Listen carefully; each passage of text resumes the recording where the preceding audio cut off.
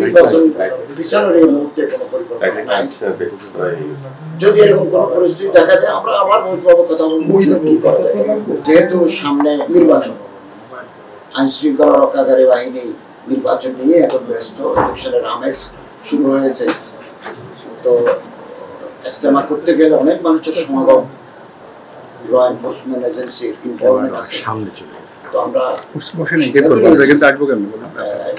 ইজতেমা হবে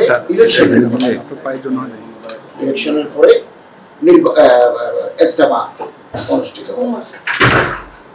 মনে করেন নির্বাচন যদি ফেব্রুয়ারির প্রথম 15 দিনের ভিতরে হয়, তাহলে রমজানে তো আর হচ্ছে না, রমজানের পরেই হতে হবে।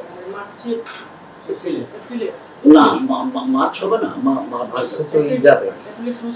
রমজান শেষ হবে 18ই, ঈদ হলো 18ই মার্চ। না, এটা বসে সিদ্ধান্ত নিতে হবে। তবে ইলেকশনের আগে হচ্ছে না, ইলেকশনের পরে সুবিধাজনক সময়ে তারিখ নির্ধারিত হবে। না, সময় ঠিক হয়, তবে নির্বাচনের আগে হচ্ছে না। ইজতেমাটা উভয় গ্রুপের ইজতেমা নির্বাচনের পরেই অনুষ্ঠিত হবে। এটা বসে তারিখ ঠিক করা হবে। উভয় গ্রুপের এটা সম্মতি আমাদেরকে দিয়েছেন, 3 জন উপদেষ্টার সামনে এটা আমাদের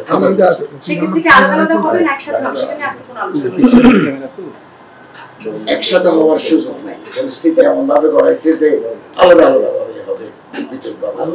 নির্বাচন যদি পিছিয়ে যায় তাহলে কোন সময়? নির্বাচন তো আপাতত পিছানো কোনো লক্ষণ না। নির্বাচন 15 দিনের ভিতরে করার জন্য সরকার প্রতিশ্রুতিবদ্ধ, এভাবে কাজ করে যাচ্ছে।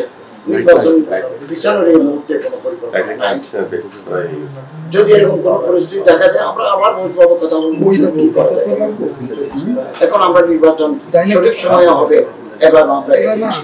এবং নির্বাচনে আমেজও শুরু হয়ে গেছে। প্রার্থী নির্বাচন বিভিন্ন দলের মধ্যে প্রতি বরাদ্দ নির্বাচনের প্রার্থী এগুলো চলছে।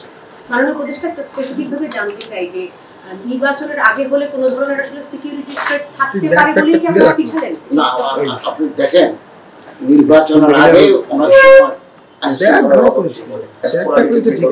বিক্ষিপ্তভাবে ঘটে, অ্যালার্ট রাখতে হয়।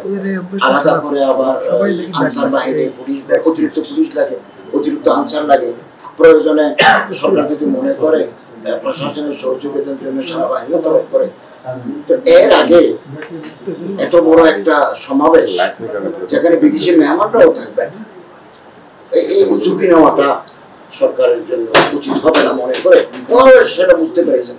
ওনারা নিজেরাও বলেছেন, মৌলানা সাদ সাহেবের অনুসারীরা বলছেন যে আমরা নিজেরাও চিন্তা করছি যে ইলেকশনের আগে নির্বাচন ইজতেমা হওয়াটা খুব বেশি যুক্তিযুক্ত হবে। সেক্ষেত্রে ডিসেম্বরে পরে গেলে গরম তো চলে আসবে এবং বর্ষা।